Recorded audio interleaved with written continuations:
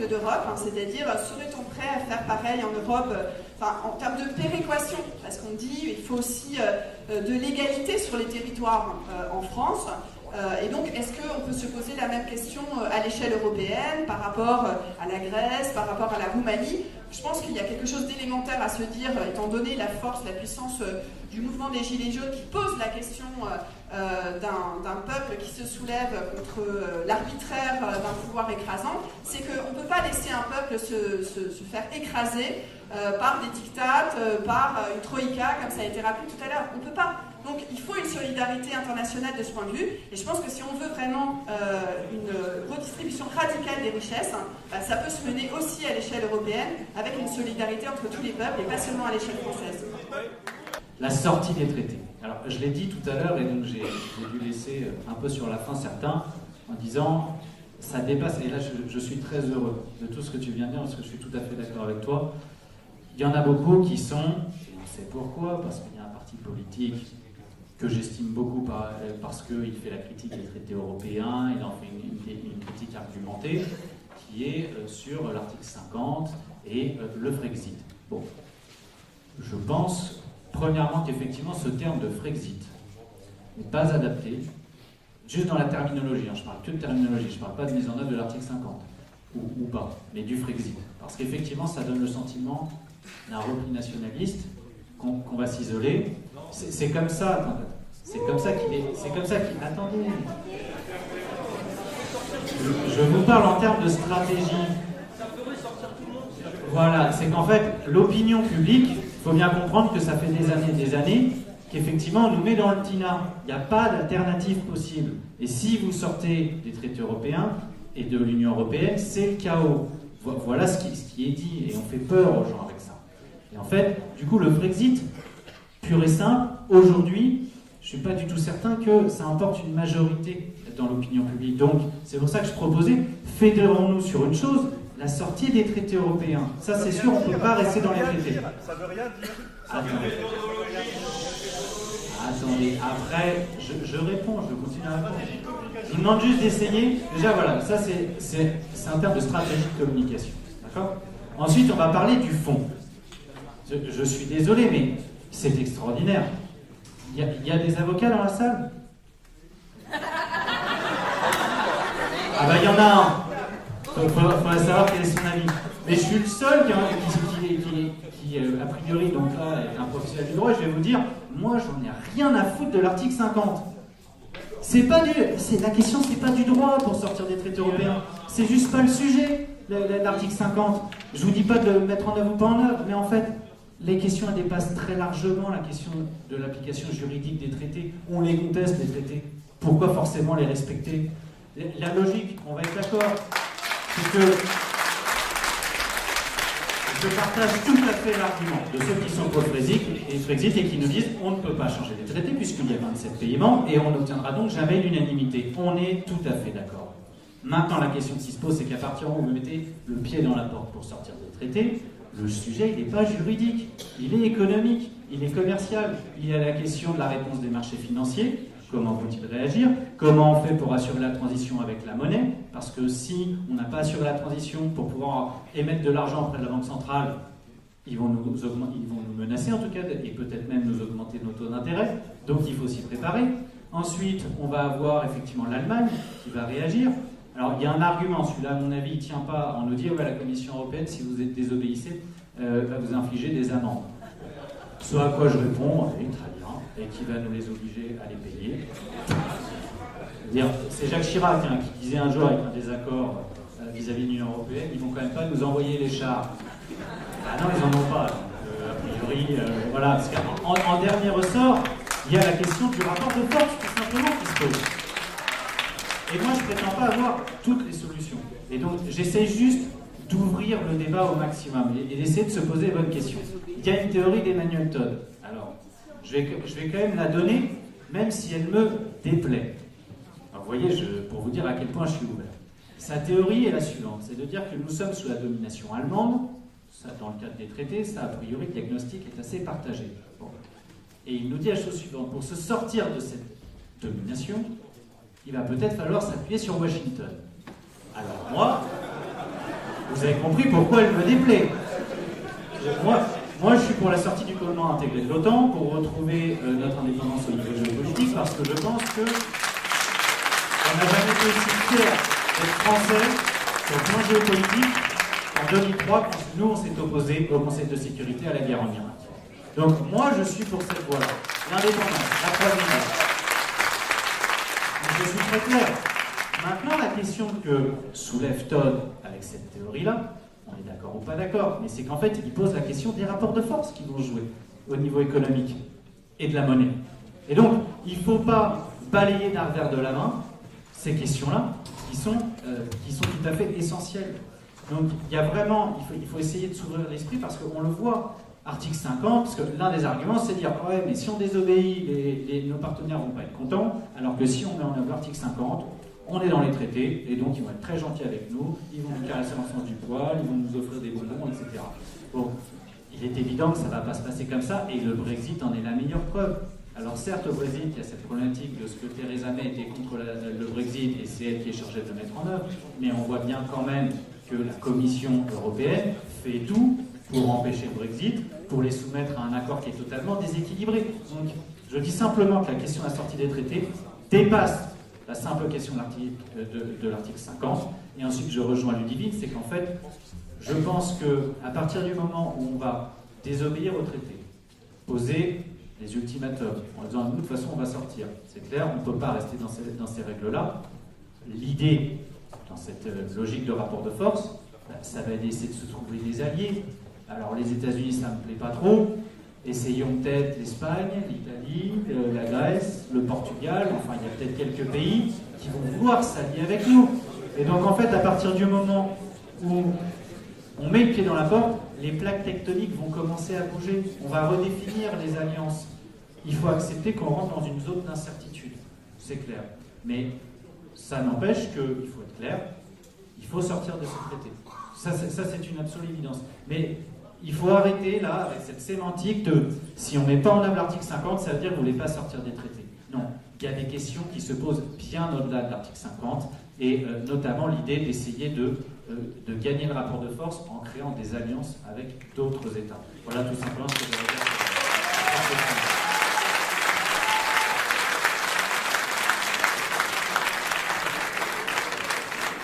Moi, je vais vous dire, moi, j'en ai rien à foutre de l'article 50. La monnaie, j'ai quand même oublié de dire quelque chose, c'est un outil, la monnaie, et en fait, en l'état, on a, nous, c'est pas compliqué, nous, les Français, on va dire qu'on chose du 45. Et le problème, c'est qu'en fait, l'euro, c'est du 42. Là, on nous dit, marche avec du 42. Non, ça ne marche pas. Un exemple classique aussi, c'est les pointures de chaussures. C'est comme si l'euro, disons que c'est une pointure, c'est du 44, et les Allemands, ils font du 42, donc ils sont plutôt à l'aise dans leurs chaussures, mais le Français ou l'Italien qui fait du 46 ou du 47, mais il ne peut pas rentrer dans la chaussure. Donc il y a un problème, une économie, une monnaie doit être adaptée à une économie et pas l'inverse, sinon ça ne marche jamais. C'est pour ça d'ailleurs que toutes les monnaies plurinationales de l'histoire ont explosé, puisque les effets, on les connaît, sont les mêmes. Vous avez une accumulation de richesses vers les pays les plus compétitifs, et pour les autres, c'est la catastrophe. Et alors qu'au sein d'un même pays, il peut y avoir des transferts budgétaires massifs pour contrecarrer à ça, il n'y aura pas ça au niveau de l'Europe, puisqu'il n'y a pas de peuple européen, il n'y a pas de solidarité européenne, et donc les Allemands ne voudront pas payer, ni pour les Français, ni pour les Grecs, et non seulement ils ne veulent pas, mais ils ne peuvent pas, puisque pour que théoriquement l'euro marche, il faudrait des transferts de l'ordre de plus de 200 milliards par an, et l'Allemagne serait complètement plombée au niveau économique si elle faisait ça. Donc c'est pas une hypothèse réaliste et crédible. Oui, donc effectivement c'est 56 000 euros par Français pour que les Français se rendent compte, donc c'est étalé sur 19 ans, donc ça représente 246 euros en moins qu'ils n'ont pas touché par mois. Donc c'est absolument énorme, exactement. Ah mais c'est absolument, qui n'est d'ailleurs pas un vrai SMIC, donc c'est absolument, c'est-à-dire que c'est rien à côté des pertes qu'on a d'un point de vue de l'euro, et c'est au total, si on raisonne au niveau de la France, c'est 3 591 milliards d'euros, ça représente 157% du PIB, perdu sur 19 ans, donc c'est absolument colossal. Et c'est d'ailleurs à relier au coût, par ailleurs, qui n'est pas dans cette étude, mais au coût de la construction européenne, puisque ce niveau-là, disons que si on fait une moyenne annuelle, ça représente un coût de l'euro qui est de l'ordre de 189 milliards d'euros par an, c'est énorme, 189 milliards par an, mais il faut ajouter tout le coût de la construction européenne aussi par ailleurs. Il y a le coût notamment budgétaire, le déficit fiscal, où la France, chaque année, perd peu ou prou 9 milliards d'euros par an. Il y a tout ce qui est amende pécuniaire et tout ce qui est cofinancement obligatoire qui n'est pas dans le cadre du budget de l'Union européenne, ça c'est à peu près 5 milliards d'euros par an. Et il faut ajouter tout le coût des normes que produit l'Union européenne, normes pour les entreprises publiques ou privées, ou pour les administrations publiques. Cumulé, c'est 38 milliards d'euros par an. Donc si on cumule tous ces éléments-là, c'est un coût qui est absolument énorme. C'est de l'ordre de 241 milliards d'euros par an. Et donc c'est 660 millions d'euros par jour.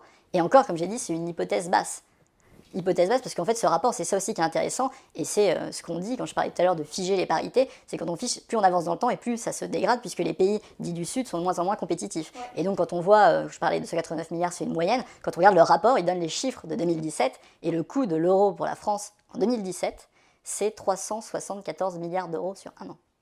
Donc c'est absolument énorme. Ça représente 464 euros par mois par Français sur l'année 2017. 464 euros. Donc quand on est à ce niveau-là, c'est monstrueux. Et quand je rajoute les coûts précédents, ça me donne du 426 milliards d'euros par an, le coût de l'Union européenne et de l'euro.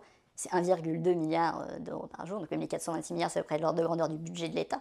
Pour que les Français se rendent compte. C'est dingue, donc ça veut dire que si on nous dit qu'il n'y a plus d'argent pour les hôpitaux, plus d'argent pour les écoles, exactement. C'est parce qu'on l'a dilapidé ailleurs, c'est ça? Ben c'est vrai que on est dans un système qui ne fonctionne pas, et ces 426 milliards, pour parler une échelle qui parle le plus finalement à tous les Français, c'est 524 euros par mois pour chaque Français de perte. Okay. Donc c'est absolument monstrueux, et ça va à rebours de toute la propagande, puisque c'est que depuis des années, on nous dit si vous sortez de l'euro, vous avez de la propagande, c'est la catastrophe. Non, la catastrophe, et les Français doivent s'en rendre compte, c'est justement d'y rester.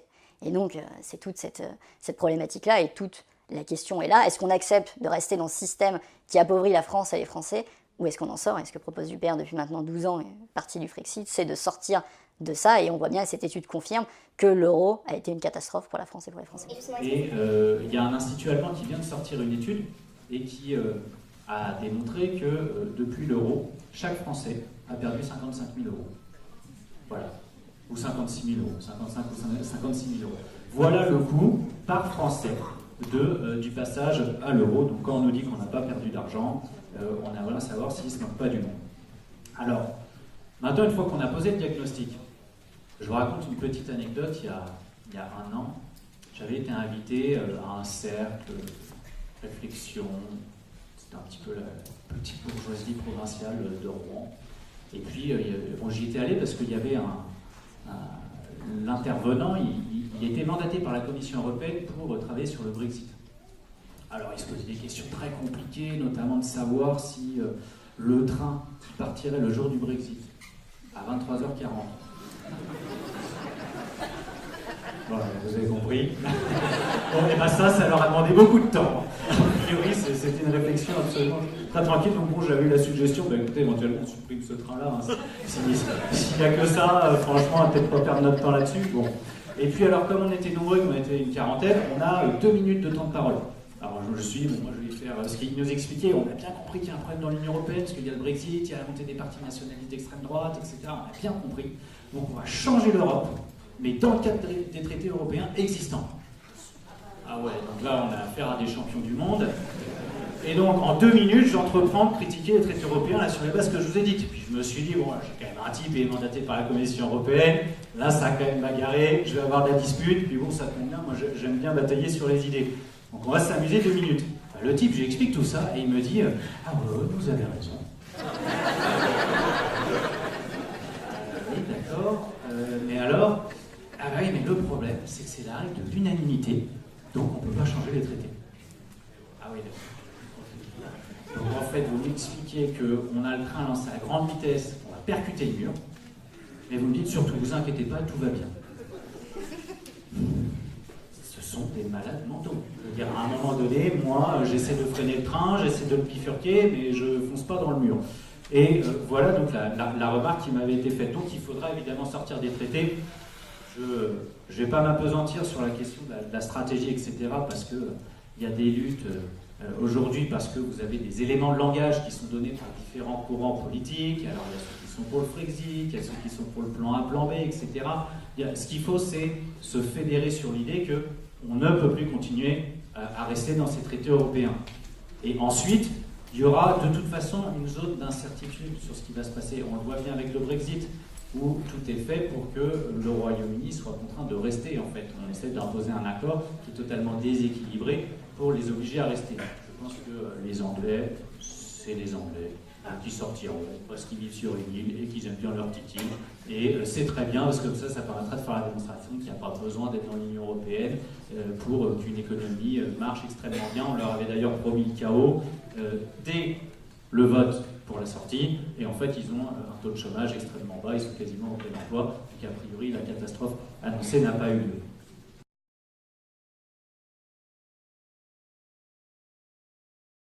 Moi, j'en ai rien à foutre de l'article 50. Par ailleurs, même en supposant que ce que dit cet internaute soit confirmé par les faits, ce qui n'est pas le cas, même en supposant que ce soit confirmé par les faits, il y a quand même un problème qui se pose, c'est que, si je comprends bien, ça serait, en fait, il faudrait être l'apôtre d'une vision mensongère de la politique.